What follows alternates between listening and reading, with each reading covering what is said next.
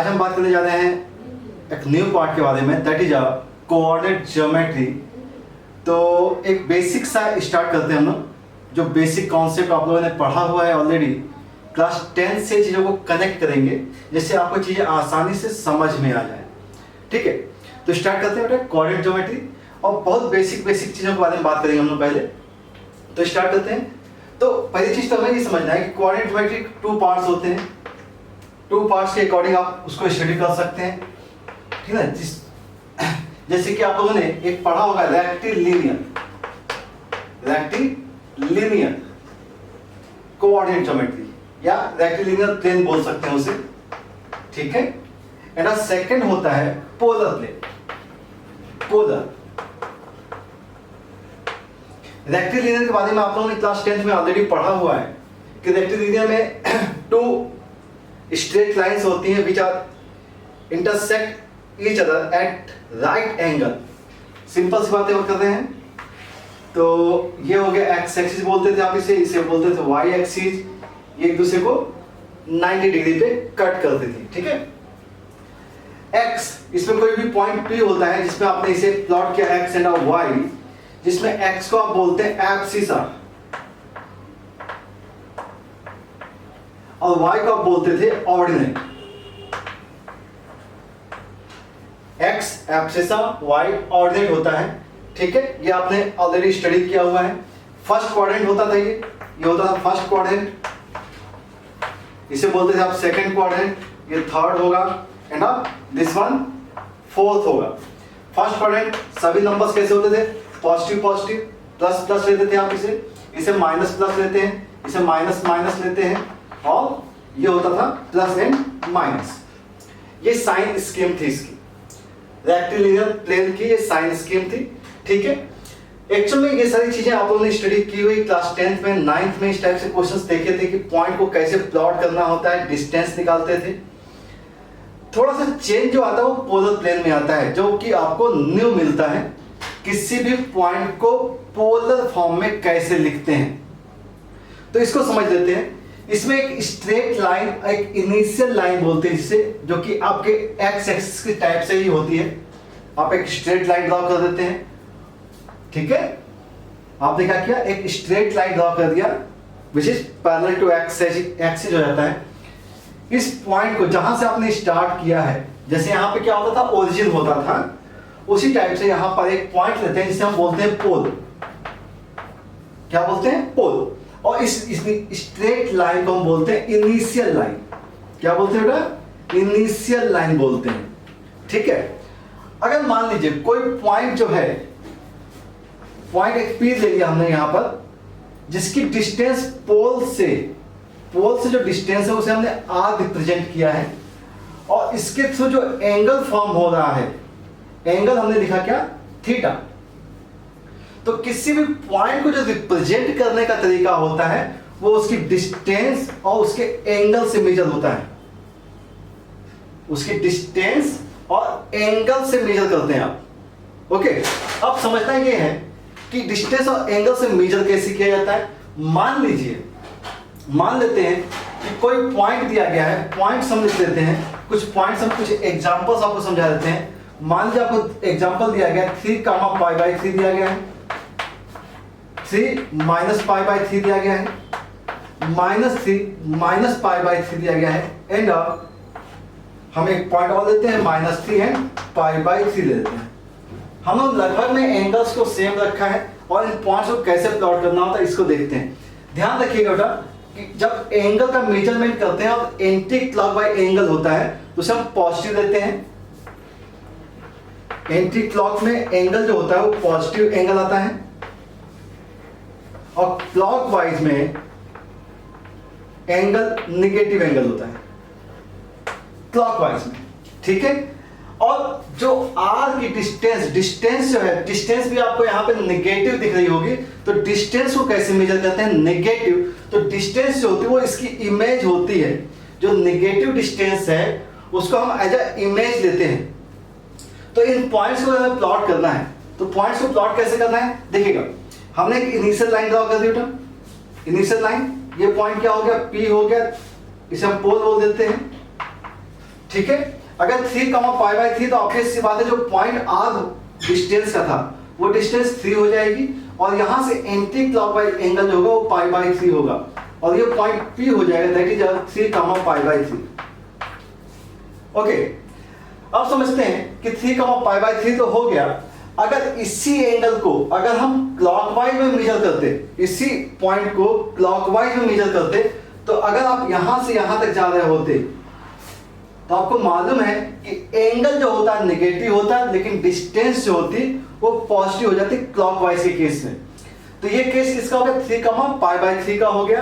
अगर हम इसी को क्लॉकवाइज में लेके जाते तो क्लॉकवाइज में मेजर करने के लिए क्या करना होता है? 2 पाई से पाई बाई 3 को माइनस करना होता है, क्योंकि क्लॉकवाइज में माइनस का 2 पाई मतलब -2 पाई प्लस पाई बाई 3 कर दीजिए तो वैल्यू कितनी हो जाती? माइनस का 6 pi plus pi -5 pi by 3। ये जो एंगल होता है इसी पॉइंट को हम लिख सकते थे 3 माइनस का 5 पाई बाई 3 लिख सकते थे।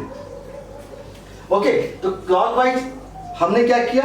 क्लॉकवाइज एंगल को दिखाया तो साइन कैसा आ गया? नेगेटिव का आ गया। लेकिन डिस्टेंस हमने क्या रखी? अभी भी वही रखी है, ठीक है। लेकिन अगर यही डिस्टेंस को इसकी का इमेज बना दीजिए, डॉट, हम इस पॉइंट को यहां लेके चले जाते हैं, ये पॉइंट P डैश को रिप्रेजेंट करता है, तो यहां पर जो साइन आएगा वो माइनस का 3 आएगा, -3, और एंगल जो आएगा वो पाई बाई 3 का ही आएगा। ध्यान रखिएगा, एंगल क्या आएगा? पाई बाई 3 का आएगा।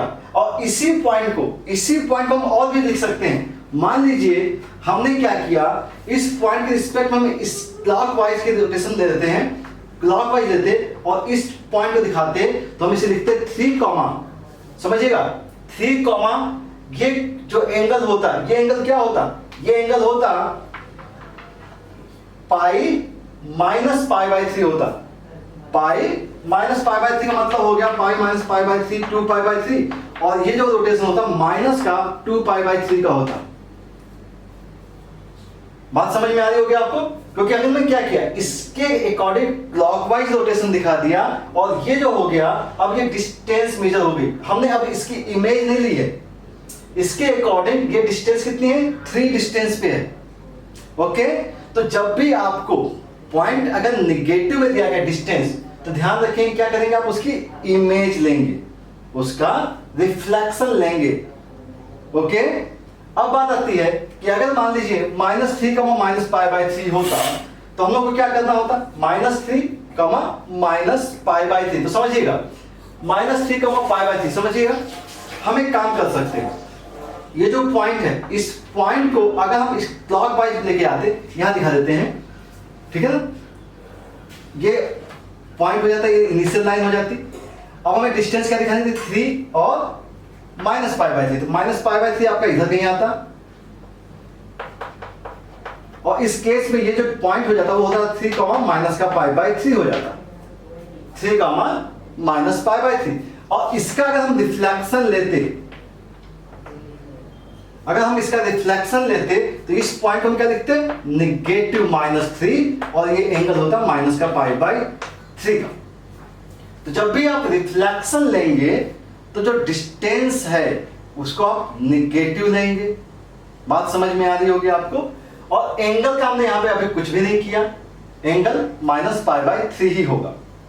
ओके, ये बात आपको समझ में आ गई होगी, ठीक है। तो पोलर के लिए थोड़ा सा आपको ध्यान रखना है कि पोलर को आपको कैसे चीजों को कन्वर्ट करना है। क्लियर है? तो पॉइंट्स प्लॉट करना आपको समझ में आ गया है। अब क्या होता है कि हम लोगों ने सारी चीजें रेक्टेंगल लीनियर में पढ़ी हुई हैं, अब हमें क्या करना होगा? थोड़ा सा पोलर के बारे में भी ध्यान रखना होगा। तो हम क्या करते हैं, इन दोनों के बीच में एक रिलेशन निकालने की कोशिश करते हैं। ओके, तो इनका बीच का रिलेशन क्या होगा वो देख लेते हैं। ओके,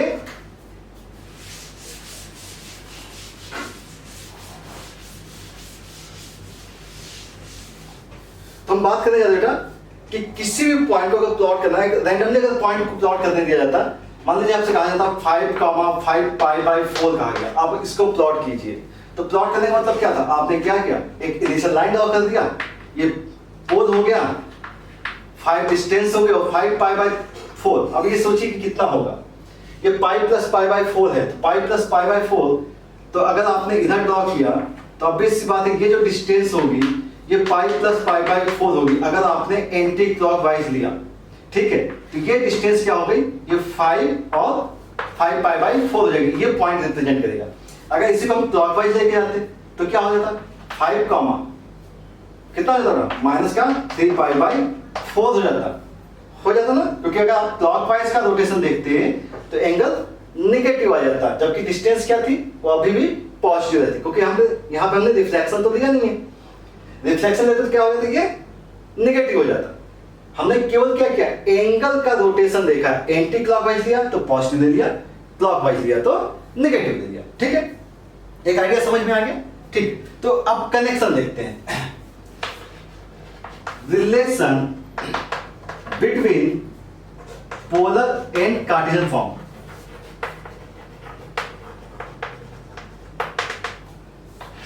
पोलर एंड कार्टेशियन, ठीक है। तो जैसे आपने इनिशियल लाइन ली है, पोल लिया हुआ है, हमको क्या करना है, एक कोऑर्डिनेट एक्सिस में रेक्टिलिनियर में क्या करना है, इस पॉइंट को एज अ पोल मान लीजिए, और यही क्या है, ओरिजिन है, ये आपकी इनिशियल लाइन है, और कोई पॉइंट P दिया गया है, P मान लीजिए रेक्टिलिनियर में एक्स एंड वाई है, रेक्टिलिनियर में क्या है, एक्स एंड वाई है, और इन पोल फॉर्म में क्या देख सकते हैं, P R कॉमा थीटा दिया गया। इसका मतलब है कि ये डिस्टेंस R होगी और ये थीटा एंगल होगा। आप इस पे परपेंडिकुलर ड्रॉ कर दीजिए, ठीक है। क्या ड्रॉ कर दिया, परपेंडिकुलर। बहुत सिंपल सा है, टेंशन नहीं लेने का, बिल्कुल आराम से समझ में आता है। अच्छा, अब आपको ये तो पता है कि ये वैल्यू क्या होगी, R cos थीटा होगी, बेस कंपोनेंट है। ये क्या होगा, R sin थीटा होगा ना, बेस कंपोनेंट परपेंडिकुलर कंपोनेंट। तो ये जो वैल्यू है, ये वैल्यू x की होगी, और सॉरी ये वैल्यू y की होगी, और ये वैल्यू किसकी होगी, x की होगी। इसका मतलब सीधा सा है कि x इज इक्वल टू होता है R cos theta and y is equal to होता है R sin थीटा। ये बात समझ में आ गई। मतलब अगर आपको R और थीटा दिया गया है तो आप x एंड y की वैल्यू निकाल सकते हो, मतलब पोल फॉर्म में दिया गया है तो रेक्टिलिनियर में निकाल सकते हैं, ठीक है। अगर रेक्टिलिनियर में दिया गया है तो देखते हैं, सिंपल सी बात है, दोनों का स्क्वायर करके ऐड कर दीजिए, तो आर स्क्वायर की वैल्यू आपको मालूम है x square plus y square होगी, ये यहां से आपको दिख जाता है। इसका मतलब है कि आर की जो वैल्यू है वो है in root of x square plus y square है, ओके। और बात करते हैं टेन थीटा की, तो अगर हम दोनों को डिवाइड करें तो tan theta is equal to आएगा वाई अपॉन एक्स आ जाएगा, और थीटा इज इक्वल टू आएगा tan inverse y upon x, ये थीटा हो जाएगा, ठीक है। मीन्स अगर आपको कहा जाए कि भाई x एंड y दिया गया है, तो x एंड y की वैल्यू r के फॉर्म में क्या होगी, तो r की जो वैल्यू होगी, r एंड थीटा की value, sorry r and theta की वैल्यू, r एंड थीटा की वैल्यू क्या होगी, in root x square plus y square and theta is equal to होगा tan inverse in mod y upon x होगा। ये आपका relation होता है कार्टेशियन से पोल फॉर्म में चेंज करने का, रेक्टिलिनियर से पोल फॉर्म में चेंज करने का, या पोल फॉर्म से रेक्टिलिनियर फॉर्म में चेंज करने का, ये एक रिलेशन है, ओके। तो ये कॉन्सेप्ट तो समझ में आ गया, क्योंकि बहुत टफ तो है नहीं। तो हम लोग इसके लिए कुछ एग्जांपल्स लेते हैं, इनको समझाते हैं कि कैसे आपको कन्वर्ट करना है, ठीक है।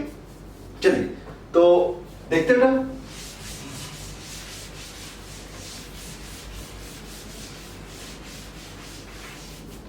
तो हम लोग कुछ पॉइंट्स के बारे में बात कर लेते हैं। पहले रेक्टिलिनियर से कार्टेशियन में चेंज करते हैं, सॉरी रेक्टिलिनियर से पोल में चेंज कर लेते हैं। तो मान लीजिए एक पॉइंट दिया गया आपको -2 -2 दिया गया है, -2 दिया गया, और आपको इसकी पोल फॉर्म में कन्वर्ट देखना है। तो अब इस बात बेटा, अगर हम बहुत सिंपल सा देखें तो -2 यहां होगा, ठीक है। अगर हम एंटी क्लॉकवाइज देखते हैं तो यहां से यहां तक की जो डिस्टेंस है ओरिजिन से डिस्टेंस आप निकाल सकते हो, ये आएगा 2√2 आ जाएगा। तो अब सी बात है कि r की जो वैल्यू आएगी, आपको मालूम है in root of x square plus y square, तो 4 + 4 मींस 2√2 आ जाएगी। थीटा के बारे में बात करते हैं, तो थीटा इज इक्वल टू हमने लिखा था tan inverse mod y upon x, तो -2/-2 मतलब ये वैल्यू हो गई π/4 की, ठीक है ना। थीटा क्या आ जाएगा, π/4 आ जाएगा। लेकिन हमें ये समझना है कि जो पॉइंट लाई कर रहा है, पॉइंट लाई ना थर्ड क्वाड्रेंट, अगर थर्ड में लाई करेगा तो π/4 तो होगा नहीं। तो आप बेसिक बात है, क्या करेंगे आप, इसका आर्गुमेंट, आप लोगों ने कॉम्प्लेक्स नंबर पढ़ा हुआ है, आर्गुमेंट देखिए। तो इसका एक्चुअल में जो आर्गुमेंट आएगा, आर्गुमेंट ऑफ पॉइंट जो पॉइंट हमने दिया है वो होगा पाई प्लस पाई बाय 4 होगा, या आप इसे लिखेंगे 5 पाई बाय 4 लिखेंगे, या आप इसे क्या लिखेंगे अदरवाइज -3 पाई बाय 4 लिखेंगे। ओके, मींस आपका जो पॉइंट था वो पॉइंट पोलर फॉर्म में चेंज होकर क्या लिखा जाएगा 2 लिखा जाएगा, एंड 5 पाई बाय 4 होगा, अदरवाइज लिखेंगे आप 2√2 एंड -3 पाई बाय 4। ये दोनों में से कोई भी लिख दीजिए, आंसर करेक्ट होता है। ओके, समझ में बात आ गई? ठीक है, तो ये हो गया कोई भी पॉइंट को प्लॉट करने का तरीका हो गया, समझ में बात आ गई होगी। लेकिन जैसे देखिए यहाँ पे बहुत आसान सा हमने नंबर दिया था, क्योंकि ये एंगल आपको मिल गया था पाई बाय 4 मिल गया था। जब कभी एंगल डिसाइडेड नहीं हो पाते, जैसे कि मान लीजिए हमने पॉइंट लिखा, यहाँ पे लिखते हैं -1, 2 लिखती है, ठीक है, तो r की जो वैल्यू आएगी r इज इक्वल टू क्या आएगा √1 प्लस का 4 √5 आ गया, r की वैल्यू क्या आ गई √5 आ गई। ठीक है, अब बात करते हैं tan थीटा की। tan थीटा की बात करें या थीटा की बात करें तो क्या आएगा tan inverse in mod y upon x, मतलब 2 अपॉन -1, ये वैल्यू होगी tan इनवर्स 2। ठीक है, लेकिन अब बात करनी क्या है, आर्गुमेंट क्या होगा इसका, तो आर्गुमेंट ऑफ पॉइंट, इस पॉइंट का आर्गुमेंट जो होना चाहिए था वो पॉइंट का आर्गुमेंट क्या होगा, आप कहां जा रहे हो, आप सेकंड क्वाड्रेंट में लाई कर रहे हो, और सेकंड के लिए क्या होता है आर्गुमेंट पाई माइनस थीटा, तो पाई माइनस का आप लिखेंगे tan inverse 2। Okay, pi minus tan inverse 2 लिख दिया आपने, क्योंकि सेकंड में होता है पाई माइनस थीटा। अब ये आर्गुमेंट भी आ गया, तो अब हम इन दोनों को मिला करके क्या लिखेंगे, r और थीटा की वैल्यू होगी पाई माइनस का tan इनवर्स 2, ये इसका आंसर आ जाएगा। तो आई होप आपको बात समझ में आ रही होगी। बात समझना है, अगर आप फर्स्ट में हैं तो आ जाए थीटा, सेकंड में आएंगे तो पाई माइनस थीटा, थर्ड में पाई प्लस थीटा लिख देता हूं मैं।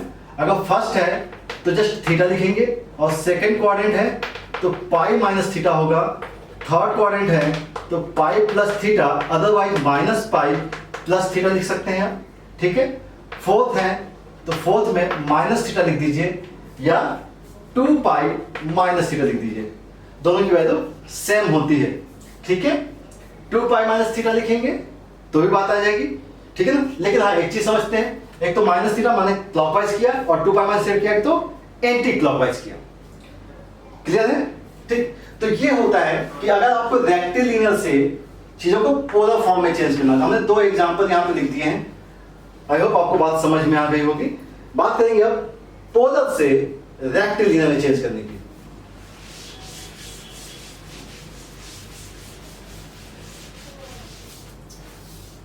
मान लीजिए आपको एक पोलर फॉर्म में दिया गया है, पोलर पॉइंट दिया गया है, कोई दे दिया गया, मान लीजिए 2 दे दिया गया, और दिया गया है tan इनवर्स 3/4 दे दिया गया, ये आपको दे दिया गया tan इनवर्स 3/4 दे दिया गया। अब हमें समझना है कि इसको चेंज कैसे करना है। ठीक है, आपको मालूम है r की वैल्यू दी गई 2√2, और थीटा इज इक्वल टू है tan इनवर्स 3/4 दिया गया है, tan इनवर्स 3/4 दिया गया है, इसको चेंज करना है। ठीक है, तो अब इसी बात है, आपके पास tan थीटा दिया गया है, तो tan थीटा की वैल्यू हो गई 3/4, तो यहां से आप cos थीटा निकाल सकते हैं, ये थीटा हो गया, ये 3/4 हो गया, तो ये 5 आ जाएगा, मतलब sin थीटा की वैल्यू हो गई 3/5, and cos theta is equal to हो गया 4/5 हो जाएगा। और यहां से तो sin थीटा cos थीटा आ गया आपके पास। अब आपको मालूम है कि x की जो वैल्यू होती है वो होती है r cos theta, and y is equal to होता है r sin थीटा, तो x की जगह पे आपको लिखना क्या है r cos थीटा, तो r की वैल्यू है 2√2, and cos theta is equal to 4/5, ये आपका आंसर आ जाएगा। r sin थीटा है तो 2√2, और ये हो गया 3/5, तो ये आपका आंसर आ जाएगा। ठीक है, तो पोलर से हमने क्या किया, कार्टेशियन में रेक्टिलिनियर फॉर्म में चेंज कर दिया, पोलर से रेक्टिलिनियर फॉर्म में चेंज कर दिया। एक एग्जांपल और देख लेते हैं जिससे आपको और भी क्लियर हो जाए। ठीक है, एक एग्जांपल और देखते हैं। जैसे मान लीजिए आपसे दिया गया है 5 का पाई माइनस का tan इनवर्स 4/3 दिया गया।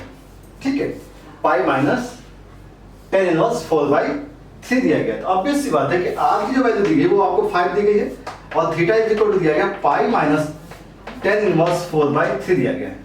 ठीक है, आपका टारगेट क्या बेटा, sin थीटा निकालना है, तो आपको मालूम है x की जो वैल्यू होती है वो होती है r cos थीटा। तो r की वैल्यू क्या है 5 और cos और थीटा की वैल्यू होगी पाई माइनस tan इनवर्स 4/3 होगी, ठीक है। तो ये हो गया 5 और cos पाई माइनस थीटा क्या होता है, माइनस का cos थीटा तो माइनस का cos और ये tan इनवर्स आएगा। tan इनवर्स को cos में चेंज कर सकते हैं, तो ये हो गया cos इनवर्स। अब देखिएगा 10 क्या होगा, ये 4/3 है तो ऑब्वियस बात ये 5 होगा, तो ये आएगा 3/5 आएगा। cos से cos कट गया तो माइनस के 5 से ये 5 कटेगा तो माइनस का 3 आ जाएगा, ये x की वैल्यू आ जाएगी। और सिंपली अगर आप y को देखेंगे तो y की वैल्यू आएगी r sin थीटा और r की वैल्यू होगी 5 और ये हो जाएगा sin pi minus tan inverse 4/3 हो गया, ठीक है। और पाई माइनस है तो sin 180 minus theta sin theta होता है, तो ये वैल्यू आएगी 5 और ये आएगी sin, और अगर हम इसको sin में चेंज करेंगे तो sin इनवर्स आएगा 4/5 है, ठीक है ना, सॉरी 4/3 तो 10 का है तो इसका क्या आएगा 4/5 आएगा। sin कट जाएगा, 5 से 5 कट जाएगा तो वैल्यू क्या आएगी 4 आ गई। मतलब इसका जो अगर रेक्टिलिनियर फॉर्म देखते हैं, क्या देख रहे हो, रेक्टिलिनियर फॉर्म देख रहे हैं तो वैल्यू आ गई -3,4। देखिएगा पाई माइनस थीटा अभी हमने बताया था सेकंड क्वाड्रेंट, देखिए यहाँ पे वैल्यू किसकी आ गई, सेकंड क्वाड्रेंट की आ गई, ठीक है। तो इस टाइप से आप इन चीजों को इंटरचेंज करेंगे। रेक्टिलिनियर दिया गया तो पोलर में चेंज कर सकते हैं, पोलर दिया गया तो रेक्टिलिनियर में चेंज कर सकते हैं, ठीक है। समझिएगा थीटा आर की वैल्यू क्या होती है, distance from pole, theta angle जो कि आपकी इनिशियल लाइन के साथ वो पॉइंट फॉर्म कर रहा होता है, ठीक है। तो ये सब बहुत बेसिक सी चीजें हैं जिनको आपको समझना है। ये बात समझ में आ गई आपको। अब हम बेसिक स्टार्ट करेंगे, distance between 2 points, okay complete कीजिए।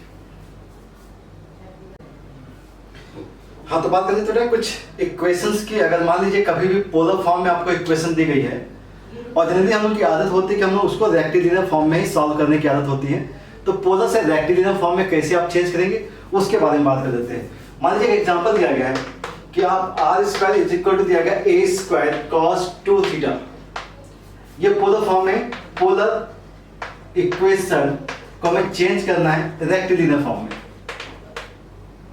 रेक्टिलिनियर,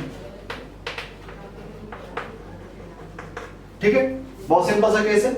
आपको मालूम है कि x की वैल्यू होती है r cos थीटा और y की वैल्यू होती है r sin थीटा, ठीक है।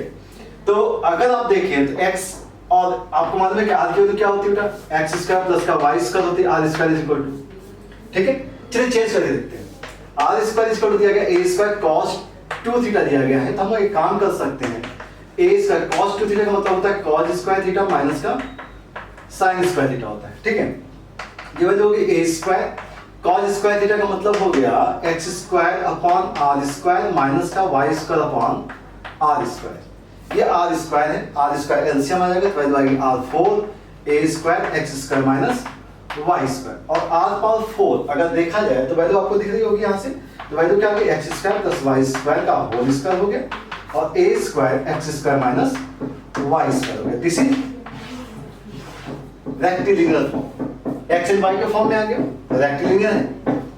r और थीटा के फॉर्म में है तो पोलर इक्वेशन है, तो आप चेंज कर सकते हैं, इसको इस फॉर्म में चेंज कर सकते हैं, इसको इस फॉर्म में चेंज कर सकते हैं। तो ये इंटरचेंजिंग आपको अच्छे से कर लेनी चाहिए, ठीक है। बात करते हैं नेक्स्ट पॉइंट की और दैट इज डिस्टेंस। डिस्टेंस के बारे में बात कर देते हैं।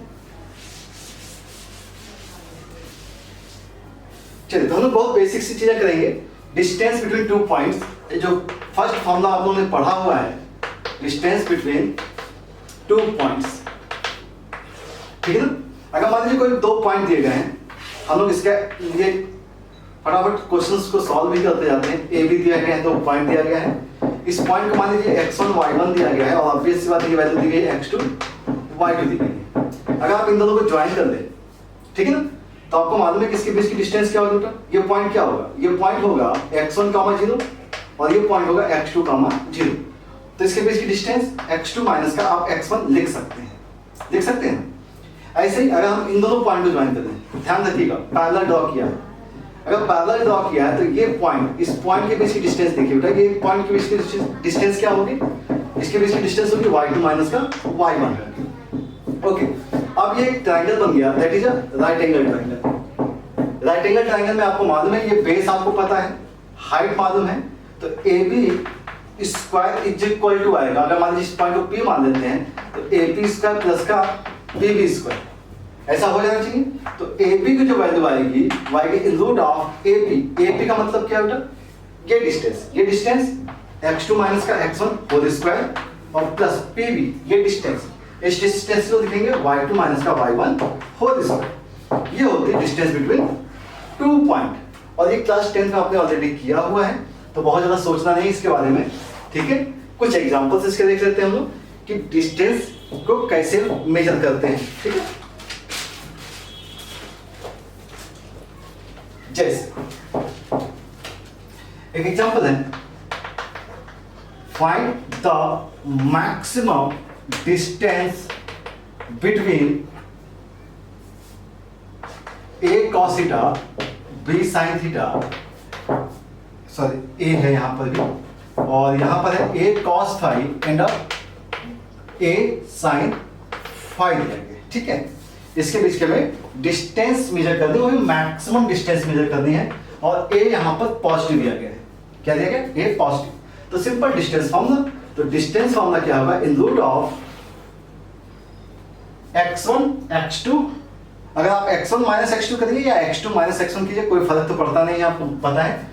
तो क्योंकि होल स्क्वायर ना बेटा, whole square x1 minus x2 कीजिए तो भी माइनस अगर आएगा तो स्क्वायर से पॉजिटिव वैल्यू हो जाएगी, तो कोई फर्क पड़ेगा नहीं। तो आप यहां से अगर इनके बीच की डिस्टेंस निकालते हो, देखिएगा ध्यान से, a कॉमन हो जाएगा a square cos theta minus का cos फाइव होल स्क्वायर आ गया, प्लस सिमिलर वे अगर इन दोनों को माइनस किया तो a common a square sin theta minus का sin फाइव आ जाएगा होल स्क्वायर, ठीक है।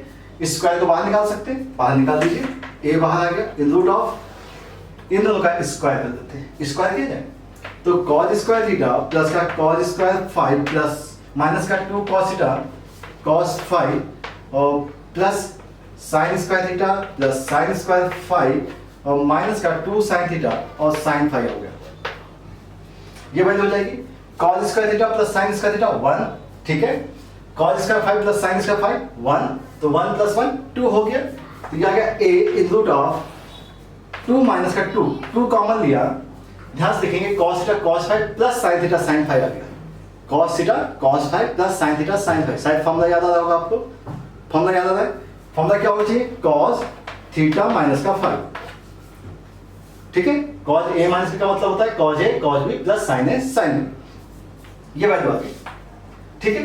2 कॉमन निकाल सकते हैं, निकाल लीजिए, 2 हमने बाहर निकाला तो आ गया a रूट 2 आ गया, a रूट 2 आ गया, ठीक है। a रूट 2 की वैल्यू क्या आ गई बेटा, 1 माइनस का cos थीटा माइनस का 5 आ गया। अब 1 माइनस का cos थीटा के बारे में बात करते हैं, 1 minus cos theta, 1 minus cos theta के बारे में बात करते हैं। तो ये आ गया a रूट 2 और ये आना चाहिए in root 2 sin square theta minus 5/2, ठीक है। 1 माइनस cos थीटा की वैल्यू क्या आएगी बेटा, 2 sin स्क्वायर थीटा होती है, थीटा बाई 2 होती है ना, तो इसकी जगह हमने ये लिख दिया। इसका मतलब वैल्यू क्या आ गई, इसकी वैल्यू आ गई a रूट 2 बाहर आएगा तो ये 2 हो जाएगा, मतलब आ गया 2a और वैल्यू आ गई sin थीटा माइनस 5/2 इन मॉड, क्योंकि रूट से वैल्यू कैसे निकलती है, इन मॉड निकलती है, ठीक है। अब हमें क्या करना है, मैक्सिमम के बारे में बात करनी है, मैक्सिमम डिस्टेंस। तो अब आपको ये देखिए फंक्शन किस पे डिपेंड हो गया, साइन पे डिपेंड हो गया। साइन की मैक्सिमम वैल्यू क्या होती है, 1 होती है, तो ये जो वैल्यू आ गई, ये वैल्यू क्या आ गई, 1 आ गई, मतलब वैल्यू क्या हो गई 2a। मैक्सिमम वैल्यू क्या है इसकी, 2a आ जाएगी, ठीक है। तो आई होप आपको बात समझ में आ रही होगी, ठीक है। कुछ एग्जांपल्स और करेंगे, चलिए बात करते हैं नेक्स्ट क्वेश्चन की। और क्वेश्चन दिया गया था opposite angular point of a square with this 3 4 and 1 -1 दिया गया है। Find the coordinate of remaining angular points, ठीक है। एंगुलर पॉइंट्स के बारे में बात करनी है जो भी रिमेनिंग है। तो सिंपल सा केस है बेटा, हमारे पास एक स्क्वायर दिया हुआ है तो हमने एक स्क्वायर फॉर्म कर दिया, इसका नाम ले दिया हमने ABCD, ठीक है। ये नंबर्स ले दिए गए और आपको जो पॉइंट्स गिवन है वो है A 3 4 और जो 1 - 1 है वो क्या बेटा एंगुलर पॉइंट्स, मतलब ये अपोजिट एंगुलर पॉइंट्स हैं, मतलब ये पॉइंट होगा 1 and -1। आपको रिमेनिंग पॉइंट्स के बारे में बात की गई है, बी और डी के बारे में आपको बताना है। तो सिंपल हम लोग बी और डी के बारे में बात कर रहे थे, तो मान लेते हैं ये एक्स एंड वाई है, एक्स एंड वाई को निकालने की कोशिश करते हैं। तो आपको ये मालूम होना चाहिए कि डिस्टेंस, तो हम लोग केस क्या कर सकते हैं, एक केस तो आपके पास ये हो सकता है कि आप ए बी की वैल्यू को BC कर दें, क्योंकि स्क्वायर का केस है।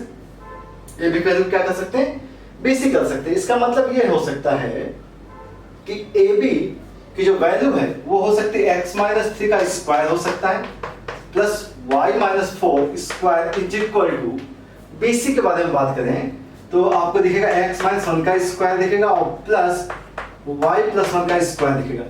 डिस्टेंस का फॉर्मूला लगा चुके हैं, AB = BC है, तो ऑब्वियस सी बात है AB का square is equal to BC square होगा, स्क्वायर कर दिया। ठीक है, अगर आप इसे कैलकुलेट करें तो देखिए क्या आएगा, x² माइनस का 6x आएगा plus 9 plus y² minus 8y plus 16 is equal to आ गया x² प्लस 1 माइनस का 2x प्लस y² प्लस 1 और प्लस 2y। x² y² आपको यहाँ से कैंसिल होते हुए दिख जाएंगे। ठीक है, ये माइनस 6x है माइनस का 2x से ट्रांसफर कर दिया जाए तो वैल्यू क्या आएगी, 4x आ जाएगी। 8y को भी अगर हमने राइट साइड में ट्रांसफर कर दिया तो 8 + 2 10y हो जाएगा। और देखते हैं यहाँ 25 हो चुका है। ठीक है, क्या हो गया है, 25 हो गया है। और अगर हम इधर ट्रांसफर करें तो क्या आएगा, प्लस का 2 है, 25 इधर गया माइनस का 23 = 0 आ जाएगा। एक केस तो आपको यहाँ पे बनता हुआ दिख रहा है कि x and y की वजह हम लोग स्टेप्स निकालेंगे। एक कंडीशन और चाहिए हमें, एक कंडीशन और क्या हो सकती है। अच्छा एक चीज देखिएगा, सेकंड कंडीशन अगर हम देखें AB² प्लस का BC² इज इक्वल टू, अगर देखें तो AC² हो सकता है, हो सकता है क्योंकि राइट एंगल ट्रायंगल है। ये क्या है, राइट एंगल होगा, स्क्वायर है ना, तो AC² की वैल्यू इक्वल हो जाएगी। तो देखते हैं AB² AB का स्क्वायर आपने अभी किया था, ठीक है, प्लस BC का स्क्वायर आपके पास ये है। ठीक है, दोनों को एक साइड लिख लेते हैं और इज इक्वल टू क्या करना, मुझे AC का स्क्वायर करना है, तो AC का स्क्वायर आपको करना पड़ेगा। तो देखिए AB² मैं डायरेक्ट लिख रहा हूं, तो क्या लिखा हुआ है, x² plus y² minus 6x minus 8y plus 25, ये AB² हो गया। प्लस BC का स्क्वायर देखते हैं, BC का स्क्वायर हो गया x² plus y² minus 2x plus 2y plus 2 is equal to AC की जो वैल्यू है वो देख लेते हैं। इससे इसे डिस्टेंस फॉर्मूला लगा दीजिए, 3 - 1 2 का स्क्वायर मतलब हो गया 4 + 1 5 का स्क्वायर 25 और ये इन रूट है और सभी क्या है स्क्वायर में है तो रूट हटा दिया 29 आ गया। देखिए यहाँ से क्या गया 2x² प्लस का 2y² माइनस का 6 minus 2 minus 8x minus 6y plus 27 है, 29 इधर है तो क्या हो जाना चाहिए, इज इक्वल टू 2 हो जाना चाहिए। इज इक्वल टू 2 लिखते हैं, इज इक्वल टू हमने 2 लिख दिया। ठीक है, अब हमारे पास जो इक्वेशन है वो आपको करेक्शन देखना पड़ेगा, यहाँ पे करेक्शन का मतलब कैलकुलेशन देखना पड़ेगा। तो अगर हम यहाँ से देखें तो यहाँ से देख सकते हैं कि x की जो वैल्यू है, x की वैल्यू क्या देख सकते हैं 23 माइनस का 10y डिवाइड बाय 4, x की वैल्यू याद, x को आप यहाँ ट्रांसफर कर लीजिए और 2 से हम इसे कैंसिल कर देते हैं। देखते हैं तो 2 अगर हटाया जाए यहाँ से तो वैल्यू आ गई x² plus y² minus 4x minus 3y is equal to 1 आ गया। चलिए बात करते हैं इसे कैलकुलेशन की, जिसका कैलकुलेशन स्टार्ट करते हैं। 23 का स्क्वायर हो गया 529 प्लस इसकी वैल्यू हो गई 100y² और यहाँ पे देखें तो माइनस का 460y हो जाना चाहिए। 23 2 जा हो जाएगा ना, ठीक है, 230 हो जाएगा तो उसका डबल 460 हो गया, डिवाइड बाय 4 का स्क्वायर मतलब 16 हो गया, प्लस y² माइनस 4 कैंसिल हो जाएगा तो माइनस 23 और प्लस का 10y हो जाएगा, प्लस 10 माइनस का 3 7y हो जाएगा और माइनस 1 इज इक्वल टू आ जाएगा 0। एलसीएम लेते हैं 16 ले लेते हैं तो वैल्यू आ गई 100y² और प्लस का 16 मतलब 116y² लिख देते हैं। ठीक है, और प्लस 100y² का केस हो चुका है, माइनस का 460 है और अगर हम यहाँ पे मल्टीप्लाई करें माइनस 460y और प्लस का 16 7 जा हो जाएगा 112y हो जाएगा। तो अगर हम आप इससे माइनस करेंगे तो मुझे लगता है 348 आ जाना चाहिए, तो माइनस 348y आ जाएगा। ठीक है, 348y हो गया। माइनस 24 है, माइनस 24 इंटू 16 अगर आप करते हैं, ठीक है, तो माइनस 24 इंटू अगर आपने 16 किया हुआ है तो वैल्यू कितनी आ जानी चाहिए? तो 16 4 जा 64 हो गया और 62 जा 32 प्लस का 6 38 हो जाएगा, माइनस का और प्लस का कितना बेटा 529। तो 529 से आपको इसे माइनस करना है, तो 9 माइनस 5 हो जाएगा और 12 माइनस 8 4 और यहाँ पे आ जाएगा 1, तो 145 आ जाएगा आपके पास। तो प्लस का 145 इक्वल टू आ गया 0।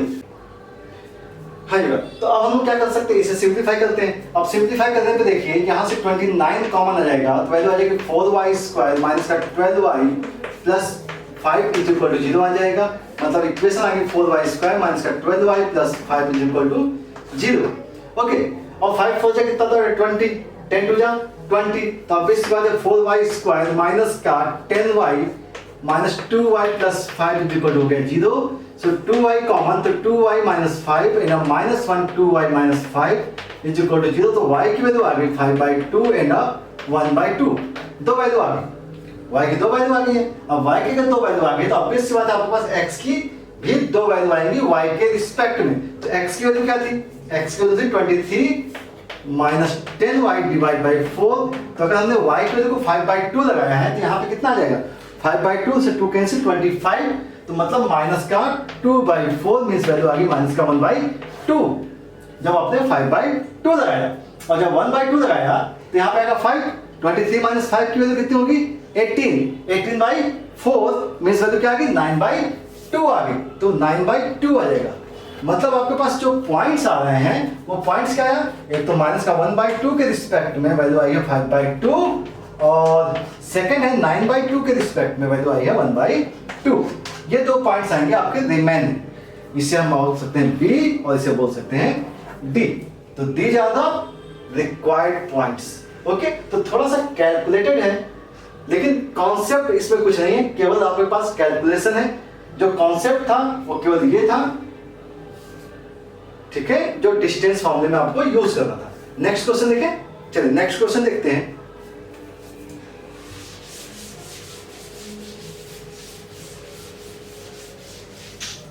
तो केवल यहां पे डिस्टेंस फॉर्मूले के बारे में बात हो रही है, तो नेक्स्ट देख लेते हैं डिस्टेंस फॉर्मूले का। नेक्स्ट क्वेश्चन कोई find the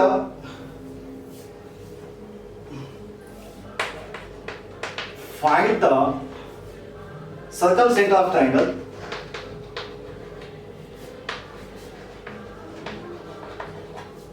triangle whose vertices are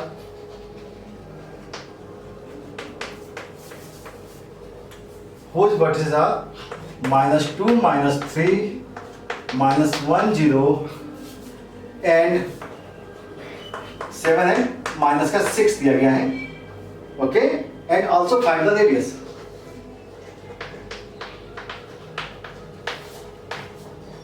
ठीक है, ऑल्सो फाइंड रेडियस। ठीक है, इसके बारे में बात करें तो सर्कमसेंटर कहा गया, तो ऑब्वियस सी बात है कि आपके पास जो ट्रायंगल होता है इस टाइप से देंगे और सर्कल इस टाइप से आपका फॉर्म हो जाता है।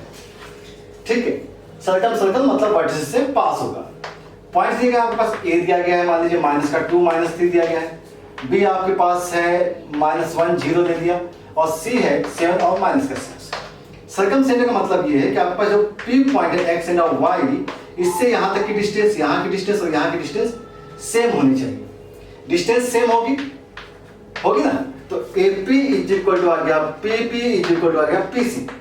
सभी डिस्टेंस इक्वल होंगी, ध्यान रखिएगा, सभी डिस्टेंस क्या होंगी इक्वल होंगी। अब डिस्टेंस अगर इक्वल है तो आपके पास सिंपल सा है कि आप ऐसा कर सकते हैं कि AP की वैल्यू को PB कर सकते हैं और PB की वैल्यू को PC कर सकते हैं। अब सी बात है, आपके पास दो इक्वेशन मिल जाएंगी, दोनों को सॉल्व करके आप x एंड y की वैल्यू निकाल सकते हैं।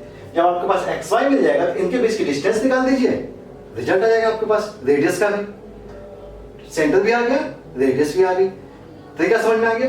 तो चलिए इसे स्टार्ट करते हैं। एपी एपी की वजह देखिए बेटा, यहां से यहां तक की अगर डिस्टेंस निकालेंगे तो x प्लस का 2 होल स्क्वायर हो जाएगा, प्लस y से क्या होगा y प्लस 3 का होल स्क्वायर हो जाएगा, इज इक्वल टू आ गया pb, p से b की डिस्टेंस, अगर मान लीजिए b है और ये c है, pb यहां तक की डिस्टेंस, ठीक है। तो x प्लस 1 का स्क्वायर प्लस y स्क्वायर हो जाएगा क्योंकि y माइनस 0 है।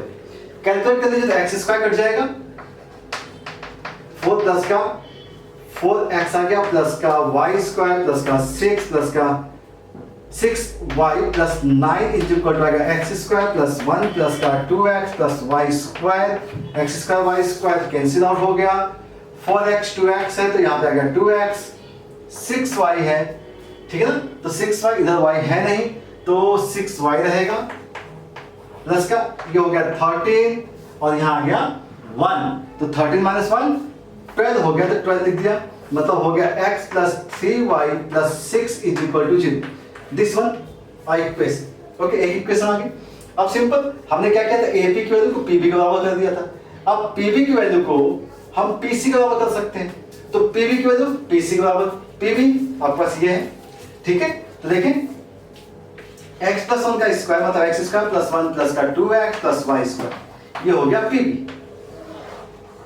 ठीक है। PC यहां से यहां तक की डिस्टेंस निकालनी है तो x माइनस 7 का होल स्क्वायर हो गया और प्लस y प्लस 6 का होल स्क्वायर हो गया। चलिए तो x स्क्वायर प्लस का 1 plus 2x plus y square is equal to आ गया x square plus y square minus 14x plus का 49 होगा ना, 49 होगा प्लस का, और यहाँ पे आएगा y स्क्वायर ले चुके हैं प्लस का 12y प्लस का 36, x square y square again cancel out हो गया, ओके। ये 14x है, यहाँ पे 2x है तो कितना हो जाएगा 16x हो जाएगा, इधर ट्रांसफर कर दिया 16x माइनस 12y, ठीक है। इन सब क्वेश्चंस में कैलकुलेशन का बहुत अच्छे से ध्यान रखेंगे। माइनस 12y हो चुका है, अब देखिएगा x हो चुका है, y हो गया, यहाँ पे आया 1, लेफ्ट साइड ट्रांसफर कर रहे हैं 1 आ गया है, यहाँ पे कितना आया 48 हो जाएगा, ये अगर 1 माइनस करेंगे 48 प्लस 36, 48 प्लस 36 की वैल्यू कितनी हो जाएगी बेटा, 48 प्लस 36 की वैल्यू कितनी होगी 84, ठीक है। ट्रांसफर कर दिया माइनस का 84 इज इक्वल टू आ गया 0। 4 कॉमन कर सकते हैं, 4 अगर कॉमन किया तो ये आ गया 4x माइनस का 3y और माइनस का 4 कॉमन किया तो 21 इज इक्वल टू 0, ठीक है। इन दोनों को सॉल्व कर सकते हैं तो आ गया हमारे पास x प्लस का 3y plus 6 is equal to 0, 4x minus का 3y minus 21 is equal to 0।